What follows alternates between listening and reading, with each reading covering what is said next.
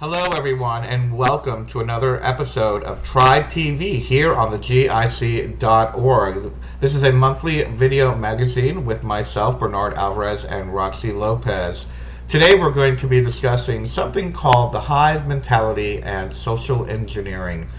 And this is a topic that was kind of brought up spur of the moment with Roxy and myself during a conversation, and we were asking ourselves, why are people motivated to do what they do? One of the things that we've noticed, especially in our lives and in the lives of the people around us, how so many of us put on this facade of just being so busy. And we wondered if people say that we're busy and we're constantly trying to show the world how busy we are in order to look successful. And why do we care if we look successful to everyone? So beyond that, we've figured out that this goes a lot deeper than psychological, whether it be self-esteem issues or anything like that. And we just couldn't help but wonder, and decided to dig in a little bit further into the idea of what is it society? Is it programmed into us? What is social engineering? What is the hive mentality? Because so many people do this. So without further ado, let me welcome Roxy Lopez back to the show this month. Hello, Roxy. Welcome back. We're so happy to have you on again. And as usual, it's such a pleasure to have you on the GIC.org and GIC TV. Thank you. It's nice to be here. Thanks. Well, as I was just telling everybody, you and I, we discuss these topics throughout the month, and something just seems to always snap with us and click as far as what the topic's going to be. And I remember we were talking basically on a personal level. Why do we have to keep being so busy? And I was sharing with you how during my days in, I guess you want to call it, 3D corporate world or whatever, that I constantly wanted to fill in my calendar and I had to look busy and I just didn't want to give myself an hour of freedom.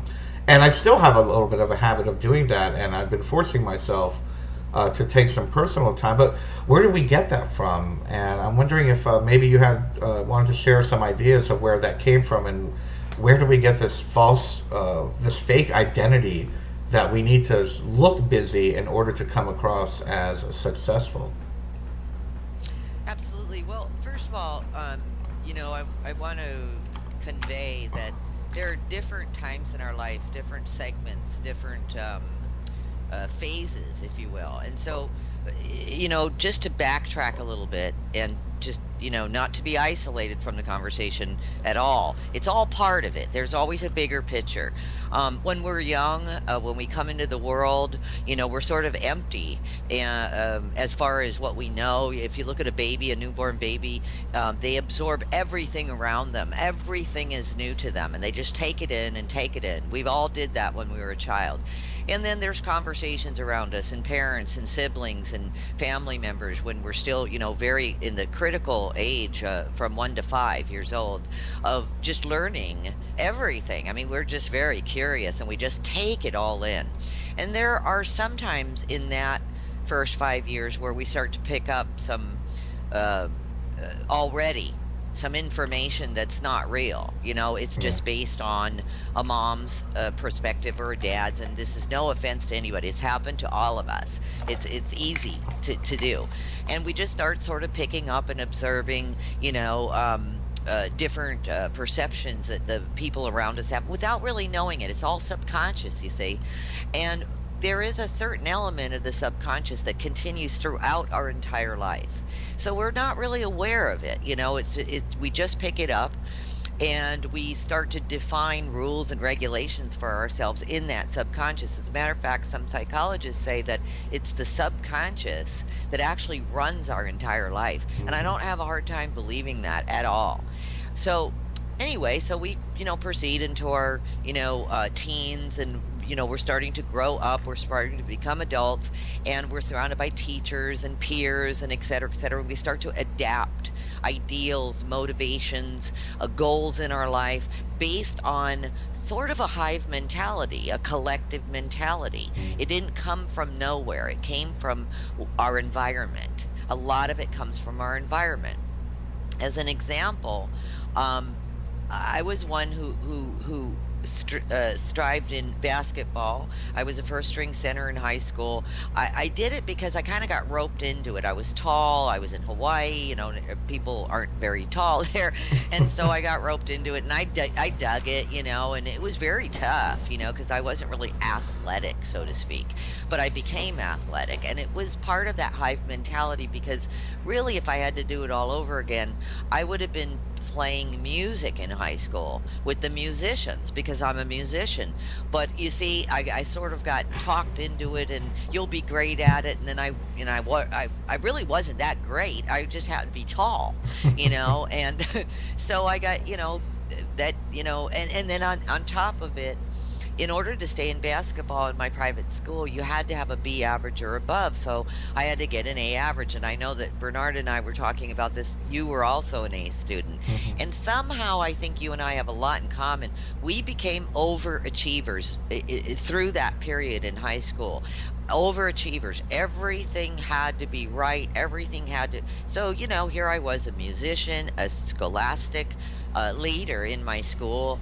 I was in, sports. I wasn't just in basketball. I was in volleyball as well. And I was spread very thin. And I was social, very, very social. And then I had my parents to deal with, and I lived with my grandmother. So I started to develop something that I don't think is very cool, actually. I started to develop that I'm the kind of person that can do anything. That's not a bad thought, people. What happened is I believe that I can do anything, but I started to do everything. There's a difference between those two. I can do anything, but I'm going to do everything. And so I think the belief system started there. But then as you and I have talked, there is also a subconscious programming that goes on in our society. There's not just our peers and members of society, but there truly is a hierarchy. Hollywood, magazines, television. You had a great story. You should share it about when you got involved, in that mode and became the man, Bernard, and you were led into clubs and free drinks, and society just went, yeah, you're the man.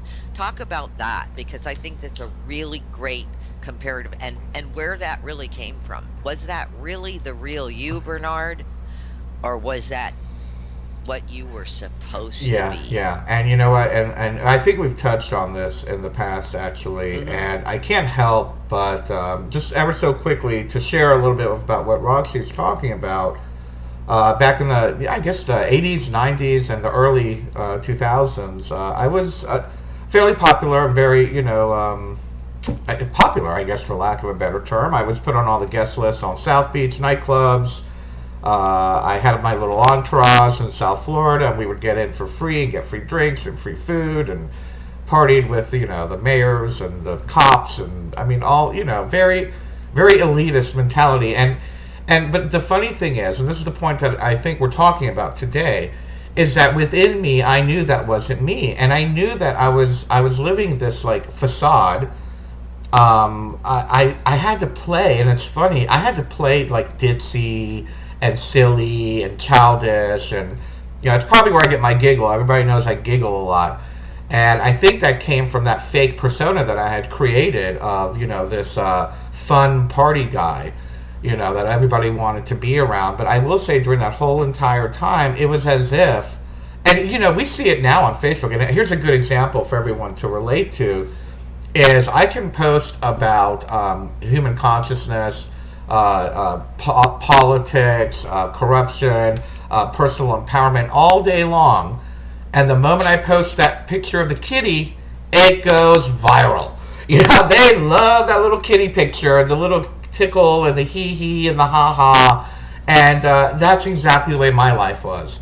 It was the things that mattered to me, the things that were important to me, I had to keep kind of inside of me, and I thank goodness I had an outlet. I've been a teacher now for 20-something years, but it's different when you're popular with 100 people versus, several thousand people. And I'm talking, in South Florida, but 10 years ago or whatever. When you have 1,000 people celebrating you and throwing you parties and this and that, of course you're going to play into that and really not really be yourself. And that's what I think Roxy was talking about, that we become this fake idea of who we are because, I guess, because of the social benefits we get from it. Yeah, it's great. It was great to have free drinks and free dinners for me and my friends and not have to pay the $50 cover charge. But I will say, though, during the whole time, it felt like I wasn't being myself, and I was selling myself short and selling my soul, for lack of a better term. Right. Well, and then well, yeah, and then we start subscribing to our own BS. In other words, we start creating, and I'll speak in I terms. I start creating these rules for myself. In other words, in the subconscious, it comes up. See, it's all been absorbed in the subconscious because we see somebody on television and they talk about how they're a mom and they're an actress and they've risen to the top and they're on tour and they're doing an album. They're a musician, actress, wife, this, that, blah, blah, blah, blah. And we start absorbing all of that in the subconscious and we start acting that out. That's the best way to say it. We begin to act that out because we want to be like that for whatever reason, because that is the pyramid of success. That is what is being shown to us socially. That's being shown to us that if we are not that, remember the era about a decade ago of the little tiny dog? Like every actress and actor had a little tiny dog. Poor little tiny dogs, by the way. And they went everywhere with their little tiny dogs, and they got in restaurants, and so everybody else got to go in restaurants with their little tiny dogs and their little purse dog. Okay, it became a fad. Yeah. And everyone had to go out, and it was all over magazines, front page of magazines. It became hip. That's social engineering, because let me tell you what happened with that whole scene. First of all, a live animal shouldn't be a fad, for one, just in my opinion. But what happened with that in a nutshell is that all kinds of chicks, mostly women, because, the guys weren't rocking around with little tiny puppy dogs. It was mostly women who ran out and got that little dog. They had to have the dog like the Gucci shoes. Yep. They had to have it because it was a sign or a reflection of success. How moronic is that? So, but when the fad closed, when it was no longer a fad, do you realize that this was in a pet magazine, like 80% of those women took those dogs to the pound? Oh, no. Okay, so that's what I'm saying. You see how dangerous this can get? And then if you want to look at it internally, for ourselves, why would we want to live an unauthentic life anyway? It makes us sad. You heard Bernard. It's like it makes you feel empty, and something inside you tells you this ain't right. I'm not saying it's not cool to be popular. I'm not saying that you shouldn't get a freebie or a ticket to a show. I did my entire life. I still do as a musician. But I'm saying it's if you believe that all of that makes you a sign of success, you're going down a dark road, and the stress that causes us. There's a lot of stress that causes us when we conflict with our own divinity. And that is a conflict of our own divine right. So back to you'd brought it up as well, that where did this change, the Industrial Revolution that glamorized all of this. Yeah. But let me tell you, this is engineered. This is how the masses are kept together and controlled. This is a control feature. Don't kid yourself. This is coming from out there. This is coming from media. This is coming from above. And I don't mean heaven. Yeah, right. It is and the Hive Mentality, if you all want to go and read about it, I'll have some links in the article of this show, and you can do a little bit more. All I think that Bernard and I are trying to do is sort of trigger this with us. with all of us, to trigger it, to take a look at it. Because for me, I want my freedom. I want my subconscious and conscious freedom. I want my divine right. And it's not your fault. I really want to say this. A lot of people are operating in this capacity of the hive mind that's the negative, the socially engineered mind. You're in a jail, you're in a mental jail, and you know it already. You're suffering from that. You know it at some level that life just doesn't feel right. And you're stressed out. I guarantee you that you're stressed out. Okay? Because when I slip into this mentality occasionally for myself, I get stressed out. And it goes against the flow. Okay? Because we are all natural, energetic beings on this planet. We're in a flow. We should be in a flow. And look at how it's all been engineered, that we're 9 to 5 and this and that. And we travel on this certain road to get to this certain location to work, this certain job to do this certain task.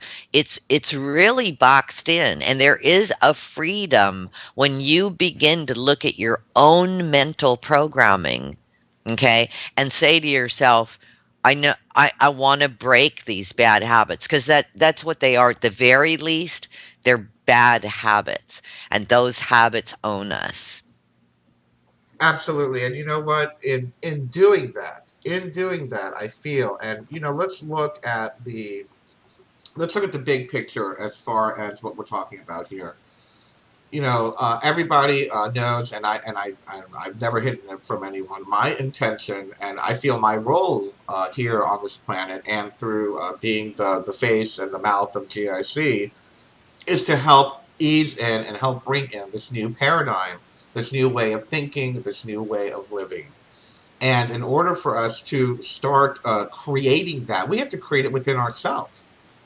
And unless you can break the habit, unless you can be honest with yourself, and that's not to say that you have to quit your job. That's not to say that you have to take the back roads to work, or something like that.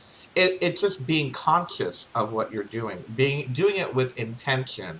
One of the classes that I teach, especially to quote unquote people that are just awakening beginners and whatnot, is one of the topics we discuss is the automatic pilot. And a lot of this is automatic pilot. It is trained, it is ingrained, it is programmed into us with media, with our families, with our friends. I have a very good example of when I started doing what I do, and I turned my back on the system. When I turned my back on the system, I was homeless for about a year or so afterward. And thank goodness for the kindness of friends that allowed me to develop the GIC on their couches and in their spare bedrooms. But at the same time, you could see where my old friends, quote unquote, were resentful that I had turned my back on the system, where I was being called lazy because I didn't have a job. Meanwhile, I was working 18 hours a day, where I was called a freeloader, even though I was cooking and cleaning for whoever I was staying with. And it's not because, and I'm not saying this because they're bad people, it's because they believed in the system that if you don't go to work and get a real paycheck, then you're a loser. And we still get that once in a while. I mean, we ask for donations. For goodness sake, we have a media network here. We do multiple programs, radio shows, an interactive network around the world with millions of viewers. And people still Mm. have the nerve to say, well, you have to get a job. Okay. This is my job. And and again, it's not about the people. They're not bad people. It comes from the social programming. Why don't you have your paycheck? Why aren't you working 40 hours a week at a corporate established place? So again, back to where I started this particular rant, is that if we are going to change the paradigm, we need to change the way we live our lives. And in order to break free of that social programming and that hive mentality, just be conscious of your actions. Drive to work with intention. Go to work, even if it is working for McDonald's or Burger King, conscious that you are just going to work to do this and this and this, but don't let that be your identity. It is when we become identified with that false personality, that false individual that goes to work at Burger King and pulls in that paycheck and takes the highway and goes, on rush hour every day for no reason. That's when we begin to lose ourselves, and that's when we, like Roxy said, we feel something is wrong. We know that something is wrong, but we do it anyway. And there's a term for that. It's called cognitive dissonance. So that's something I would suggest everybody look up, Google it, read about it. Cognitive dissonance, going against what you know is wrong inside of you, even though you know it's wrong. So again, that's something that we can all relate to, and it's nobody's fault. It's nobody's fault. It's just a matter of snapping out of it and moving into life of the next day with a little bit more consciousness. Yes, absolutely. I think it's just astounding. It's really important, because a lot of people will never just recognize it because it's so subliminal. It's so, you know what I mean?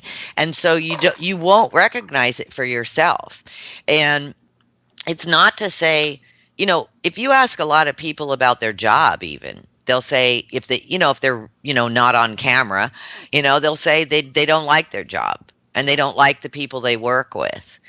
And that's really common.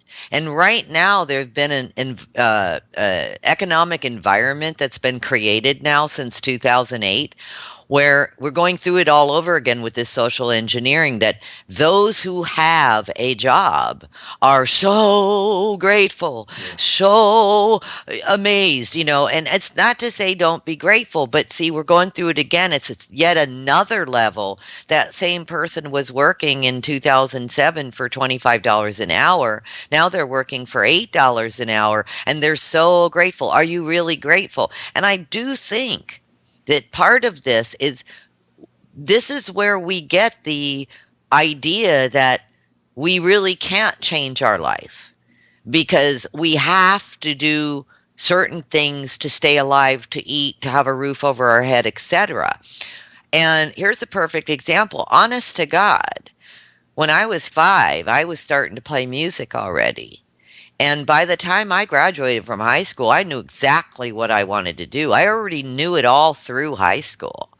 I fought with them. Am I good enough? Am I pretty enough? How do I write good enough songs? Am I a good enough performer? I walked through that fear and did it anyway. And throughout my entire 20s, I'd already had one record deal in my 20s and I got 3 more in my 30s, and I still get offered to do work and tour. My point is this. I went unabashedly out into the world not knowing anything else other than I'm a musician and I want to play music, man, and I don't care. That's what I want to do. But the peers, the people around me, would do the 21 questions. Well, don't you have a job, and how do you pay your bills, and blah blah blah, like didn't accept music as a career. Yeah.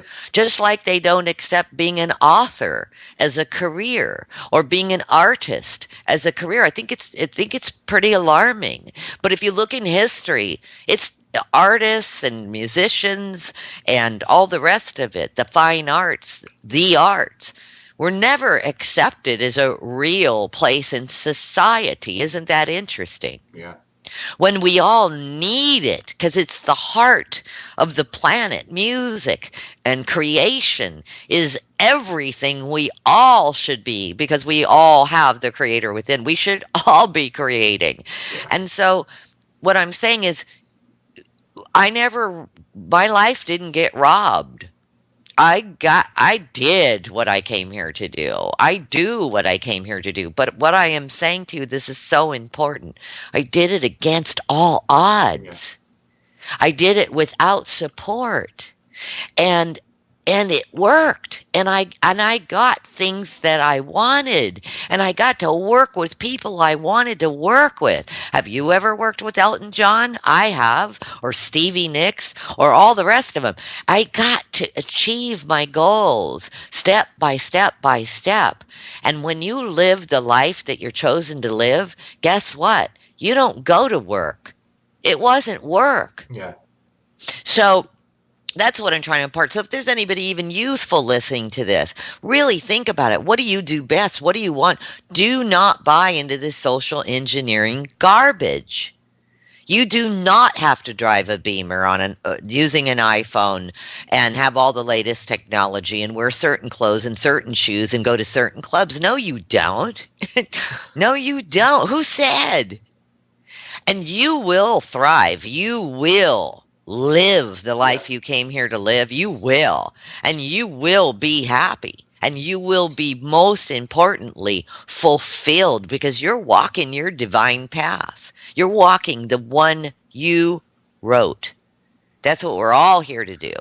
And as far as consciousness goes, that's what the paradigm shift of consciousness is creating and is supporting.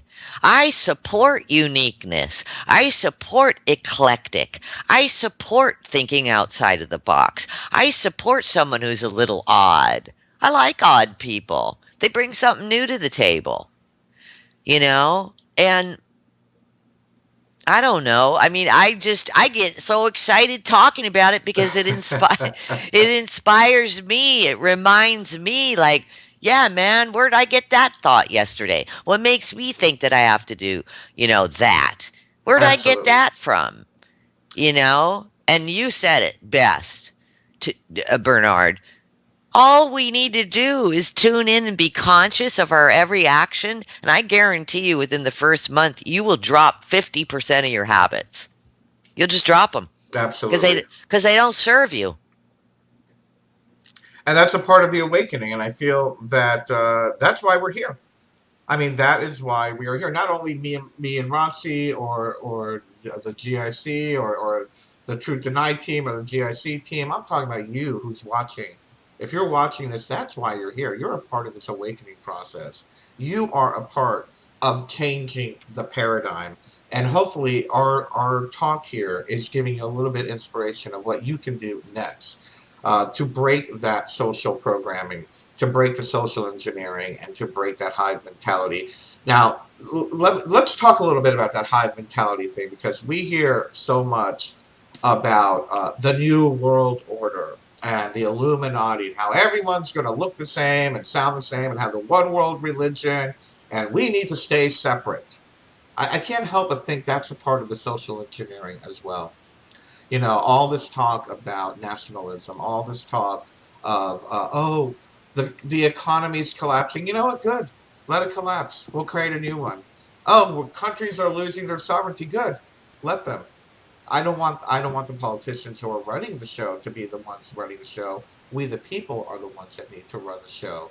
But in order for us to create this new paradigm, we've got to get over this idea that becoming one consciousness or one world is a bad thing. I think that's a part of the social programming that we're getting. I agree. Success is not what most of us think or have been taught it is. Success is a mindset. You either live successfully or you don't. And success, to me anyway, is living the life that I carved, that I created, that I want for myself. It's not what the poster says or the front cover of Glamour magazine says. It's what you designed. We are the designers, the architects of our own lives. But when we fall prey to social engineering, they become the architects of our life. They mold us. And I think everyone can relate to that. I think at some level, anyone can at least acknowledge that. It doesn't mean you can't ever go to the movies again or turn on a TV or watch or listen to the news. It doesn't mean that you can't socialize anymore because everybody's part of the hive, you know? It doesn't mean that. When each of us step up to our own plate, and it's not easy. Some people have a harder time. Some people actually believe that the programming is who they are. Yeah. They really do. I have very close friends and family who are in that. Okay. I'm not saying, by the way, that I'm better. I'm not saying I'm better because I can at least see it and do something about it. All I'm saying is that I feel better off. The big difference. I'm not better. I feel better. Knowing. Even when I was in the music industry, there were certain parameters within that creative field, right? Because I'm the artist, and who do you think the manager and the attorneys and the record labels are? They're not the artists. They're part of the social engineering. They want to mold that artist and drop that artist into society molded already. Yeah. And we continue to be now a product of social engineering. It's really uncool, man. So, in other words, all that we're trying to say at this point is that social engineering exists, and it has for a very long time. It is a mental and subliminal programming, and it's not ooh ah scary wah. It's not any of that. It's right there at your fingertips. We don't have to comply with that social engineering. And yes, you will be a free thinker, and you won't be thinking like everyone else in your neighborhood, but you'll start to attract others who do think like you and have that freedom that you have. You know, I remember my own father telling me about the 60s because I was going around with, and put a little thing on my head, like I was like wanting to be a hippie and I was a little kid. And when my dad was like, I don't want you growing up like that. And you're just looking at all this peace and love and hippie stuff and free love. Are you going to have free? I didn't even know what he meant by free love. Do you know what my parents thought free love They thought it meant living in communes and me having sex with a different guy every night. So my parents were like terrified of the movement of the cult, they called it. You know what I mean? And so, I thought they were nuts, and I was like a little kid, and I thought they were nuts for even thinking all of that, So some of us come in totally awake and gravitate to that, that road to freedom, that life of red, white, and blue peace signs, whatever, we were pretty much awakened. It doesn't mean we didn't fall prey at different times in our lives. It doesn't mean that. And the other thing I was going to say, please at least take a look at it for yourself, because it does affect the whole consciousness. The more that we become awake, we become friendlies to one another, and we affect that consciousness as a whole. And it's kind of cool. Yeah, it is. It is, and you can just see it happening. You see it happening around the planet. There is no way to deny that people are changing. I mean, people are changing. People are becoming more accepting of one another, more supportive of one another. I mean, at the same time, we're seeing a little acceleration on the other darker aspects of the world. But at the same time, we're seeing others becoming more self-conscious, consciousness, I should say, rather than self-conscious. And speaking of which, and we didn't have a chance to talk about it today, but here's a great example, in my humble opinion, of a very recent social engineering tactic, and I don't believe in in coincidence. I'm not one to believe that anything is a coincidence. I believe either we created it or somebody else did. However, the reality of it is that 3 days ago we were all gung ho about the Supreme Court decision on marriage equality. You see it everywhere. The little red equal signs everywhere. Everywhere. And everyone's jumping on the bandwagon. And yes, it's a very important cause. Of course it's an important cause. Who's not going to jump on the equality bandwagon? I mean, unless you're a hateful bigot or something like that. But most of us in this consciousness movement are, of course, going to support human rights and equality. So what happens while we're all looking at our red equal signs and changing our Facebook icons? Monsanto is given immunity to do whatever they want. The same day, the day before actually, the Supreme Court decision or the Supreme Court hearings begin. So you can't help, and I'm not saying it's not it's not human rights campaign's fault for doing it. It's not the Supreme Court's fault for doing it. But I will say somebody somewhere knew we would be distracted and took advantage of it. That to me is social engineering. An Well, example of it. An example of it. absolutely, it's a grand marketing scheme, and if we could just replace the word marketing with social engineering, I think we'd start to You get a say that clue. again. Yeah. Because marketing is that. Marketing, your big companies market to the world and basically target marketing. Listen, they call it target marketing themselves. It's targeting us. It targets us and it hits us on a subconscious level. Yeah. That's the colors they use, the phrase they use, the music they use. It's all targeting the subconscious, the subliminal. Even though you can hear the music, see the stuff, watch the car drive off the lot, whatever it is, regardless, we're getting bombarded with it. We're just getting, but like you said, the good news is we're also getting sick. We're just getting sick of trying to hold it all up. Yeah.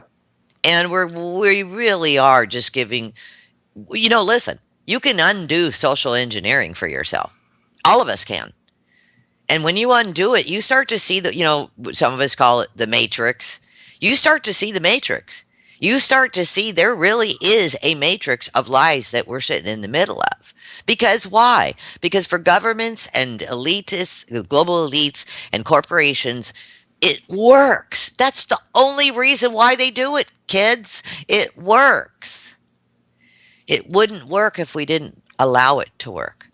That's all there is to it. It wouldn't work. And we're hearing the words non-compliance a lot lately. With GMOs, with corporations, with big electric companies, with big utility companies, we're starting to hear, I'm not going to comply anymore. I'm going to go to my small farmer and get my food there. I'm going to do this. I'm going to do this. The word non-compliance is coming up over and over and over again. I think it's a great word. And people tell me all day long that I can't not comply. Why?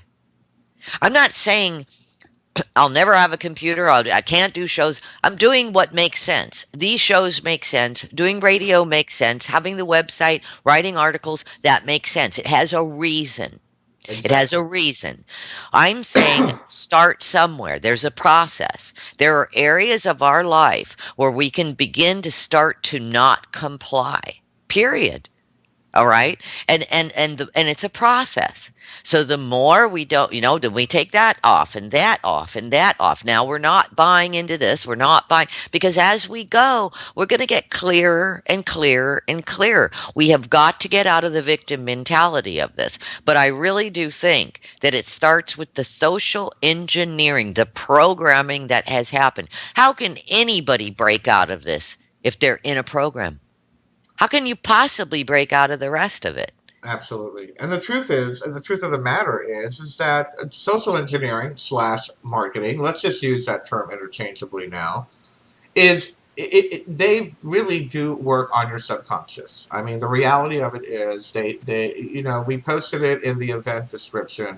It works on in the bugs in the program of human consciousness. And the feel good thing or feeling like you're doing something that is helpful is something that they can exploit or is exploited. And I don't like to say Mhm. they. I will give you an example. That Earth Hour situation a week ago was I will not participate. I would not participate. Yes, of course, it's a very good cause, saving energy, not wasting petrochemicals, petrofuel. Of course, it's a very good cause. But the reality of it is that it's an hour a year to make people feel that they've done something. And to turn off your lights and sit in the dark, it to me is really not going to change anything. It's a marketing campaign to make you feel good. And I've had people write me and say, "Oh, but it's great to raise awareness." No, it's not. If anything, it gives people that feel good for 1 hour and they forget about it for the rest of the year. The same thing is happening with this the Supreme Court thing and that red equal sign thing. You know what? Equal rights are for everyone, and it should have been that way in the beginning, and it should be that way into the future. And if you don't agree with equal rights for people, then you don't agree with equal rights for people. But the reality of it is that we are born with rights. That is why they're called rights. We shouldn't have to have someone make it legal or illegal to be who you are, or for that matter, to love and to be with the person that you love for the rest of your life. To me, this is just, again, making people feel good, making people feel that they're doing something. Of course, it's probably going to pass. That's the way the social evolution is. I have no doubt it'll pass. I might be wrong. I think that it's time, and it's definitely time for the establishment to acknowledge equality. But the reality of it is, we were looking the wrong way. Because what good is marriage equality when we're all unhealthy, eating frankenfoods, and giving Monsanto complete immunity so a gay couple gets to adopt children. Well, guess what? That child will probably be affected by GMOs. And when you're ready to go sue Monsanto for screwing up your body and the body of your children and your grandchildren, they will now be immune because we were too busy putting pretty little red equal signs up. That is a perfect example of social engineering. And I know I'm going on about it, but I feel very, I don't know how many people, and I'm sure many people already know, I myself am homosexual. But you know what? I do not feel the need for us to give in to these silly little fluffy campaigns. No one's going to stop me from loving who I love. No one's going to stop me from being who I am. Of course, I know who I am. I don't need to have it put into the Constitution. Well, and that's something that people have been saying for years and years and years. I mean, you can have a lifetime partner, and I can have a lifetime partner or a partner of today or whatever, and why is government involved? And I get where you're coming from. At the same time, what you were describing earlier with the Earth Day, that's a short-term solution to a long-term problem. To have 1 hour of lights out, Yeah. that's what that is. And it just gives everybody, like you said, the feel good that they did something, that they took action, and that's it. And they just write the whole thing off from there. A lot of people will, because they did that. And so now they're done. We've all done that. We've all thought that way before. I walked in the Susie G. Komen that year, so I've done my service. Yeah, right. Exactly. That's what I'm saying. And then I think the question would be with this is, your heart knows something that your programming doesn't want you to know. So the programming keeps us, or tries to keep us, separate from our heart. All you have to do is ask yourself, what do I want to be aligned with? All the fluff will drop off. What do I want to be aligned with? And the concepts could drop off.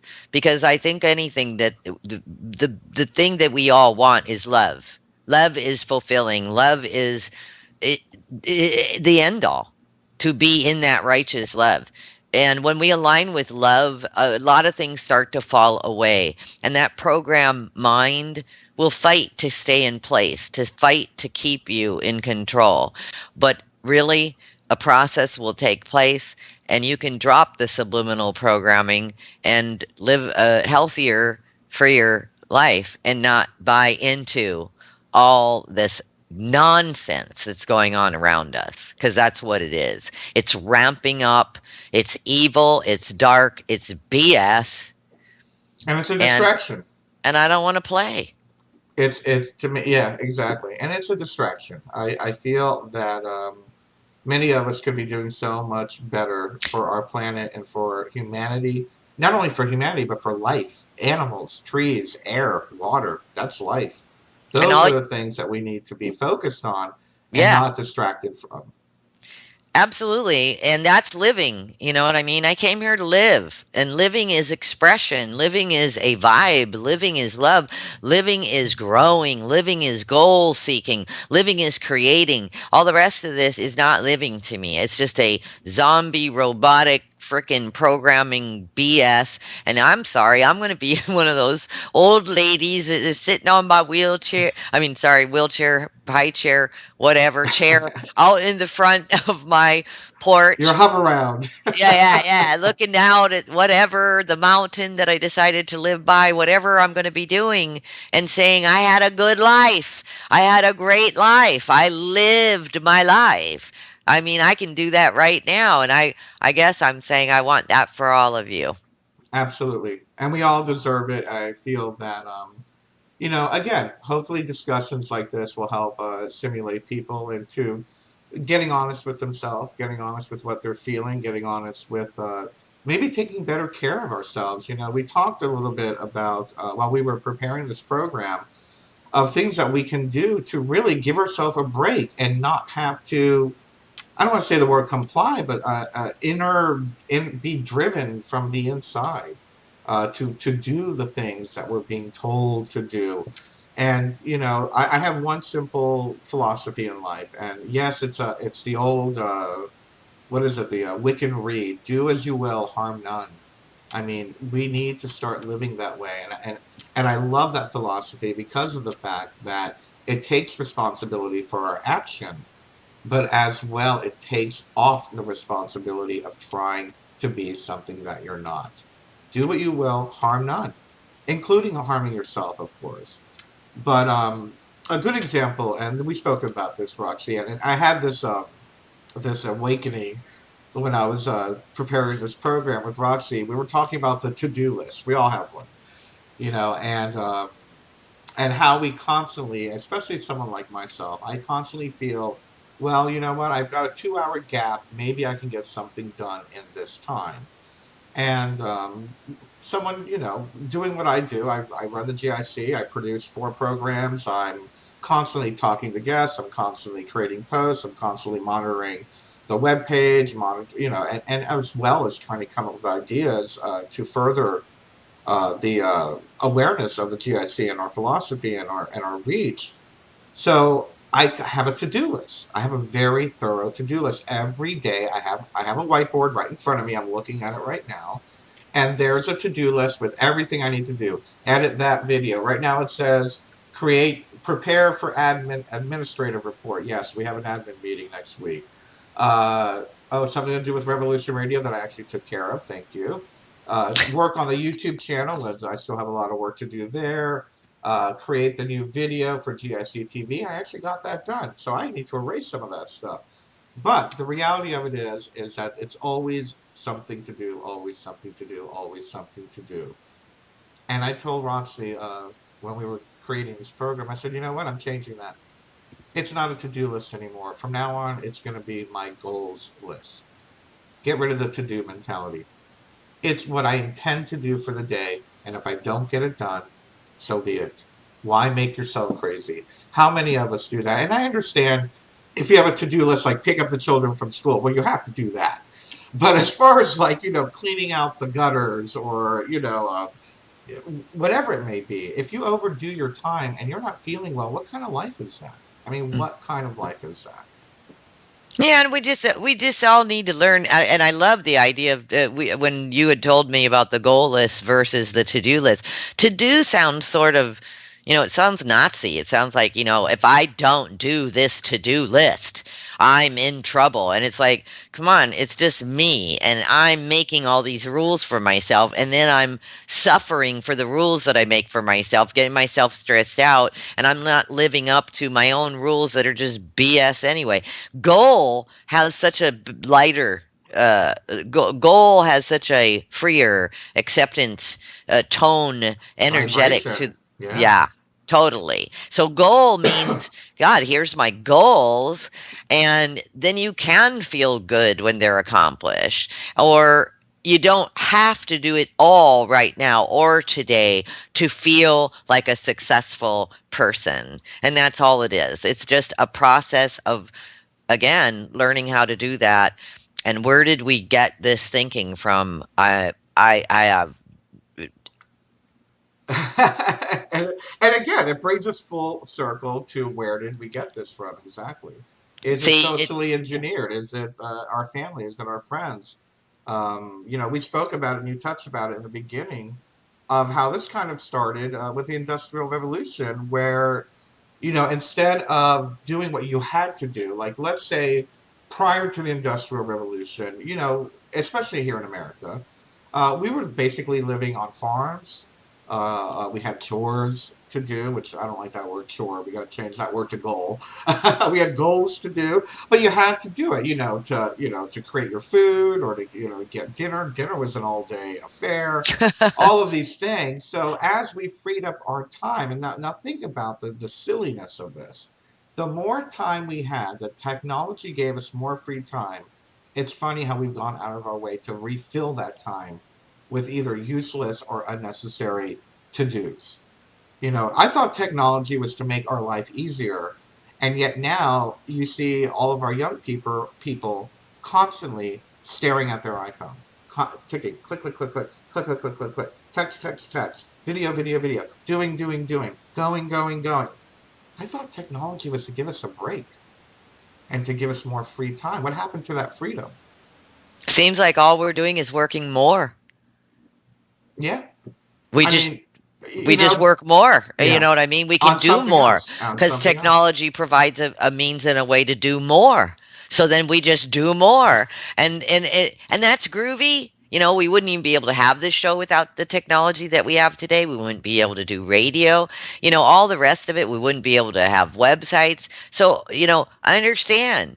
And believe me, Bernard and I are in the boat. We have to constantly back away from social engineering because we're all, look, we're all affected by social engineering. It's not like, oh, just because we're talking about it and we have a clue what it is and what it's how it operates in our lives doesn't mean that we don't do it. Hey, I'll tell you who probably is not social engineered is a monk in the middle of nowhere who Right, doesn't even interact with people. That monk is probably in a completely different divine world, no doubt. right, right, Other than that, I don't want to be a monk. right. So I have a choice. I could be a monk too, but I'm very social. So I want to be social. I like being social. But I'm just saying, that conscious uh, application that Bernard was talking about when you get in your car and you're driving to work, be conscious of, what roads you're using, be conscious of how you feel at work, because that's the beginning. It becomes the beginning. And I'm here to tell you, for everyone that thinks that, oh, I moved out of my parents' house and they paid all my bills and I became a rock star and blah, blah, blah, blah, blah. No, as a matter of fact, my parents were not too happy when I moved out and just did music. They were not too happy about that. So I had to do it on my own. And no, they didn't pay my bills and they didn't help. And I'm glad. Yeah. I'm so glad because I got to learn how to do it. And I look at what we're doing now. Look at what you're doing, Bernard. Look at what I'm doing. People told us, I know when we started this a couple of years ago, people told me that I would never be able to do this, that I had to pay webmasters, that I had to pay people to do this. I have to pay. So here we are and a team of volunteers. God bless you. I love you guys. I couldn't do it without you. Same My here. webmasters taught me how to use code and all the rest of it taught me how to do so many things. My poster guy, Sean, I mean, we're all helping one another. That's the other thing. And so is your team, Bernard. You guys all help one another to get to where you need to go, like Anella, and Trevor, and Trevor helps you and you help Trevor. See, no, yes, we can. We're doing it. How dare you? Don't tell me I can't do this. We're doing it. What's that? We just posted a meme about a week ago. I think it's like it says, "Actually, I can." Actually, I can. Yes, I can. Yeah, Don't tell me right. I can't. Yeah, Anything is don't tell me I possible. can't. I've got people right now arguing with me about, that I can't stop the control. The control's too big. The new world order's in place. And if I think that I'm free in all of this, and I need my head examined, and it's like, Well, and I say, I'm free. absolutely. I'm free in this. So, dude, this isn't about us being better than you or any of that stuff. We bring you these programs because they're important, they're reminders, they're helpful to all of us. They remind me, they remind Bernard, it gets us re inspired. And all that we're trying to do or attempting to do, or all our intentions are to do, is to continue to keep us all together strong. And the one love that GIC talks about on a daily basis, and to encourage one another to be free, man. I sound like a 60s hippie, don't I? Yeah. I need my headband. But it's about No, it is. It freedom. is. It's Freedom. about sovereignty, and it's And about guess what? Freedom ain't free. no, and it's about mental sovereignty. I feel as well. Yeah. You know, whose thoughts are you thinking? Are you thinking the thoughts I that the know. TV told you? Are you thinking the thoughts your mother told you? Are you thinking the thoughts that the president told you, or the prime minister, or the queen? Are you thinking your thoughts? Where did they come from? And I feel that has Yeah. a lot to do with what we're talking about today is mental and personal and spiritual sovereignty. Get And, your and own. learning how to acknowledge it. It's not going to happen overnight. And it's okay. I mean, I catch myself singing the Geico commercial. You know, I mean, I don't even think they have a tune, but you know what I'm saying. I catch myself sing. Oh my gosh! I was singing the Chase Freedom song the other day. I don't even own a credit Freedom. card. I don't even own a Freedom. credit card. Where did that come from? I don't even own a TV to watch that, so I must be getting it from somewhere. So, I mean, that's the reality of it is that, we are being bombarded and we can only do what we can do. But the first point and the first step is being aware that you have the ability, that you have the ability to be free of the hive mentality, that you have the ability to be free of social engineering slash marketing, and it's okay to think against the social norms. I mean, I'll say something right now that's going to piss a lot of people off. I don't wear a yellow ribbon. I don't support the military. Oh my. Guess why I don't? Figure it out. But anyway, there, I said something against the norm. And I don't even know, honestly, if it's against anything. My kung fu masters taught me that resistance will get you in trouble. Exactly. I think what it really is just there's so many lanes to pick and choose. Just go, pick your lane and go and do, and eventually you don't, it's basically, we don't, I think in part of the new paradigm as well is we don't even have to be against anything. We just move forward, not No, comply, just cruise, absolutely. and it's just a thought. It's just a thought. I'm not trying to correct you, Bernard. Oh, I Uh, wasn't even thinking that. If okay, anything, I was just thinking. I guess a better term is to say I support life. exactly. I There you go. support life. Like I think even the words to say, and I say it all the time, against GMO. People ask me, "Are you against GMOs?" And I say, "Yes." And it's like, you know what I'm saying, with the Yes. flow of everything that we're learning and growing and evolving. And guess I, what? If you're against GMO, quote unquote, you also support life.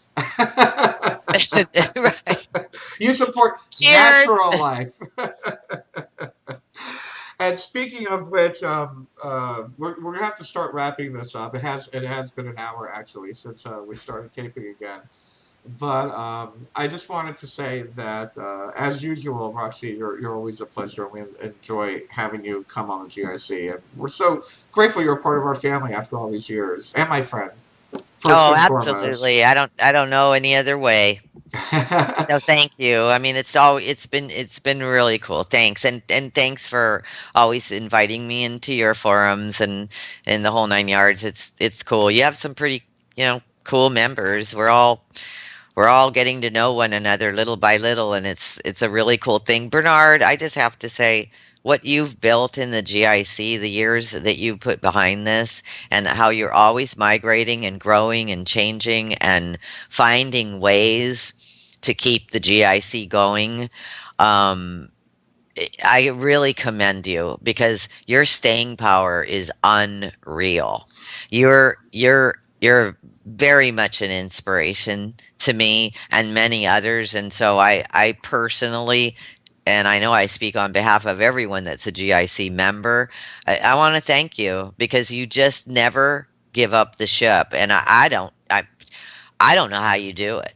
I mean, if you ever gave up the ship, I mean, I'd be like, oh, And because I I've might, been there a few you know times what I where, mean? I'd be like, uh-oh, if he's going down, something big's yeah. going on. I wouldn't know what else to do. I really don't. I laugh, because, and again, just to shed a little humor on this is, Roxy and I, and so many of us, I've always said a couple times a year or once a year, we're like, that's it, I'm done. I'm done. Can't do this anymore. But what else? What else am I going to do? I mean, We always find a new way to do it, though. or it just needs to be reinvented because the reality of it is it's about integrity. And for me, my whole work with GIC is about my integrity and the integrity of the work that I put out there. And what I mean by that is being honest. I don't like to market. I don't like to be, sparkly or, whatever. You know what I'm saying. I don't like all that razzle dazzle stuff. However, I will say that even if I didn't do this, I wouldn't know what else to do because I feel so connected with humanity. I feel so connected with life, and I feel so connected with this change that's happening on the planet that I know this is why I'm here. And I think you do too, and I think many of us do. So for me to do something else, I mean, you might as well throw me in solitary confinement. I wouldn't know what else to do. I know that this is my calling, and I thank you for acknowledging the. I don't know whether you want to call it stubbornness or luck or whatever, but yeah, we're going to keep going. I call it tenacity. And tenacity, thank you. I like that word. Thank you. And we're going to keep going. We're going to keep going. We're going to keep growing. We're up to 4 programs a month now, which is actually 16 programs, but 4 shows. And who knows what the future has to hold? Who knows? And I look forward to seeing what it does, especially working with you, Roxy. I hope we get more opportunities to work together, actually. Oh, we will. We always do. We always create new paths and new ways. And so, yes, thank you. And um, aloha to everybody who tuned in today. And of course, we'll have this in the archive on both the Truth Denied YouTube channel and the GIC YouTube channel. So you can go to either or to get the program again and send it to your friends and family or just watch it repeatedly. Yes, and share it with everybody. I feel it's very important for people to know that there is another way, and that some people have figured out another way, kind of. We do the best we can. It's a We do the best process. we We're can. not striving for perfection. It's all a process. And the more and more people that get freed up, the more and more friends we have. That's all that happens that we can communicate with. Absolutely, absolutely. Well, again, thank you very much, Roxy. And please remember, everyone, you can find Roxy at thetruththenight.com. And, of course, she is a fellow host on Revolution Radio. You come on, what, like 4 hours after I do on Tuesday, I believe. I come on from 8 to 10 Eastern time. Oh, so Tuesday night. you're about 6 hours after I'm on from noon to 2. So we're both on Tuesdays at Revolution Radio. A good day to watch or a good day to listen. Anyway, we love you all very, very much. We'll be back again next month, the last Thursday of the month, for another Tribe TV broadcast. And I will be back here on GIC TV next week with another GIC TV interview. Or, no, I'm sorry, I'll be doing consciousness class. We'll be teaching a class. We do theory and we do practice. So if you're interested in expanding your consciousness and actually are ready to do some work, and I do mean work, join us, come back here on GIC TV every first and third Thursday of the month. I'm sorry, every first and third Thursday of the month, same time, 4 p.m. Eastern time. And I'll see you guys then. Next Monday, I'll be on Revolution Radio with Sonia, the Truther Girl. And I look forward to that. Anyway, I love you guys. Thank you so, so much. And of course, as usual, thank you very much, Roxy. We love you very much, everyone. And thank you for being a part of our world. Bye-bye.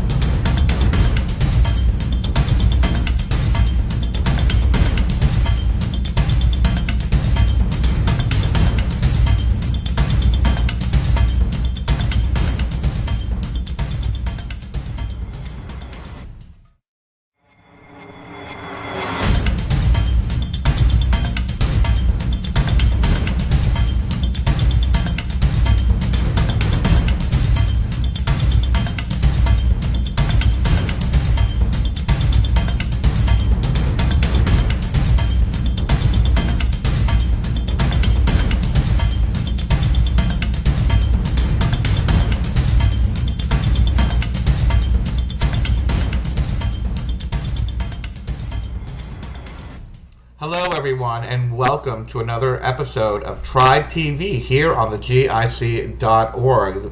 This is a monthly video magazine with myself, Bernard Alvarez, and Roxy Lopez. Today we're going to be discussing something called the Hive Mentality and social engineering. And this is a topic that was kind of brought up spur of the moment with Roxy and myself during a conversation. And we were asking ourselves, why are people motivated to do what they do?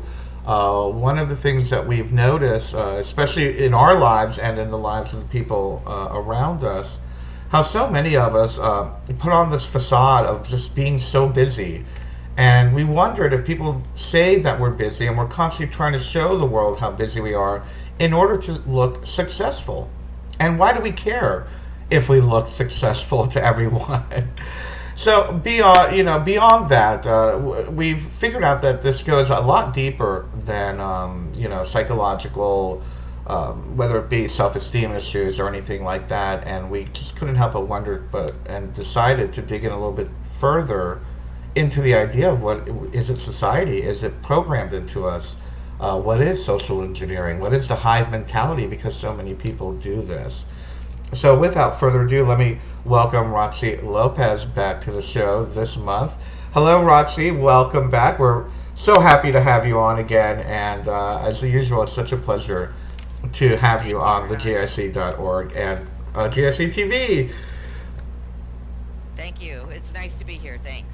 Well, as I was just telling everybody, you and I, we discuss these topics throughout the month, and something just seems to always snap with us and click as far as what the topic's going to be. And I remember we were talking basically on a personal level. Why do we have to keep being so busy? And I was sharing with you how during my days in, I guess you want to call it, 3D corporate world or whatever, that I constantly wanted to fill in my calendar and I had to look busy, and I just didn't want to give myself an hour of freedom. And I still have a little bit of a habit of doing that, and I've been forcing myself to take some personal time. But where do we get that from? And I'm wondering if maybe you had wanted to share some ideas of where that came from, and where do we get this this fake identity that we need to look busy in order to come across as successful? Absolutely. Well, first of all, I want to convey that there are different times in our life, different segments, different phases, if you will. And so, just to backtrack a little bit and just, not to be isolated from the conversation at all. It's all part of it. There's always a bigger picture. When we're young, when we come into the world, we're sort of empty. And as far as what we know, if you look at a newborn baby, they absorb everything around them. Everything is new to them, and they just take it in and take it in. We've all did that when we were a child. And then there's conversations around us, and parents and siblings and family members when we're still, very in the critical age from 1 to 5 years old of just learning everything. I mean, we're just very curious and we just take it all in. And there are sometimes in that first 5 years where we start to pick up some already some information that's not real. It's just based on a mom's perspective or a dad's, and this is no offense to anybody. It's happened to all of us. I guess for lack of a better term, I was put on all the guest lists on South Beach nightclubs. I had my little entourage in South Florida, and we would get in for free, get free drinks and free food, and partied with the mayors and the cops, and I mean all very, very elitist mentality. But the funny thing is, and this is the point that I think we're talking about today, is that within me, I knew that wasn't me, and I knew that I was living this like facade. I had to play, and it's funny, I had to play like ditzy and silly and childish, and it's probably where I get my giggle. Everybody knows I giggle a lot, and I think that came from that fake persona that I had created of this fun party guy. That everybody wanted to be around. But I will say during that whole entire time, it was as if, and we see it now on Facebook, and here's a good example for everyone to relate to, is I can post about human consciousness, politics, corruption, personal empowerment all day long. And the moment I post that picture of the kitty, it goes viral. You know, they love that little kitty picture, the little tickle and the hee hee and the ha ha. And that's exactly the way my life was. It was the things that mattered to me, the things that were important to me, I had to keep kind of inside of me. And I thank goodness I had an outlet. I've been a teacher now for 20 something years, but it's different when you're popular with 100 people versus several thousand people. And I'm talking in South Florida, but 10 years ago or whatever.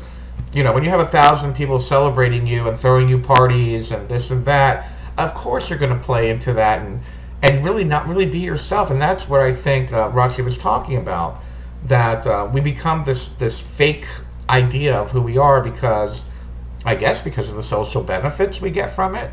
It's great. It was great to have free drinks and free dinners for me and my friends and not have to pay the $50 cover charge.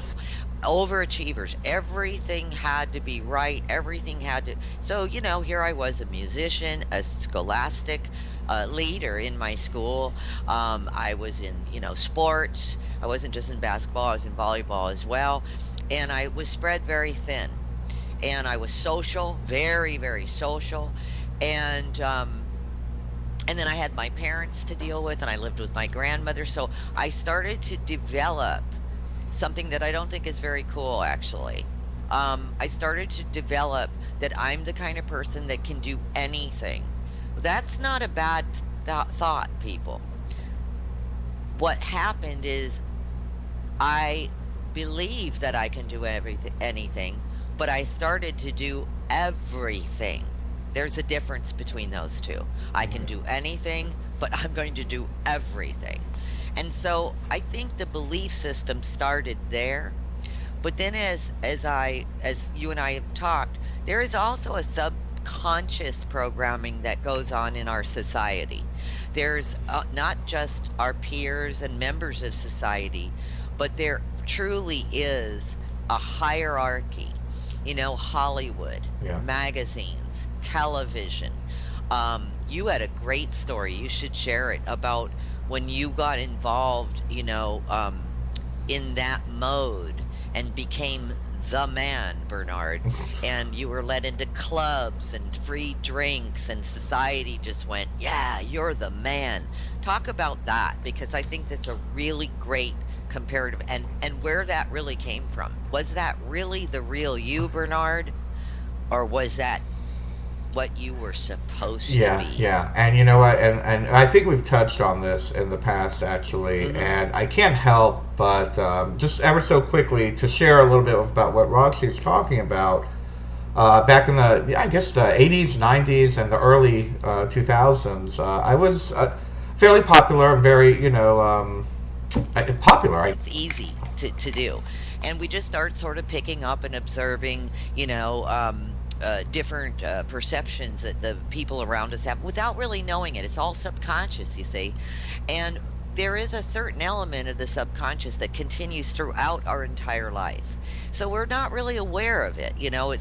We just pick it up and we start to define rules and regulations for ourselves in that subconscious. As a matter of fact, some psychologists say that it's the subconscious that actually runs our entire life. And I don't have a hard time believing that at all.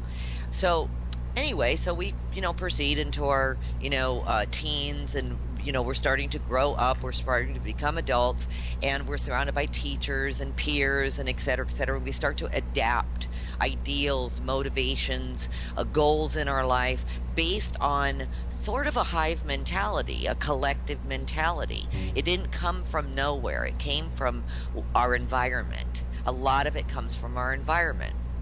As an example, I was one who strived in basketball. I was a first string center in high school. I did it because I kind of got roped into it. I was tall. I was in Hawaii. People aren't very tall there. And so I got roped into it, and I dug it, and it was very tough, because I wasn't really athletic, so to speak. But I became athletic, and it was part of that hive mentality, because really, if I had to do it all over again, I would have been playing music in high school with the musicians because I'm a musician. But you see, I sort of got talked into it, and you'll be great at it. And then I really wasn't that great. I just happened to be tall, and so I got, and then on top of it, in order to stay in basketball in my private school, you had to have a B average or above. So I had to get an A average. And I know that Bernard and I were talking about this. You were also an A student. Mhm. And somehow I think you and I have a lot in common. We became overachievers through that period in high school.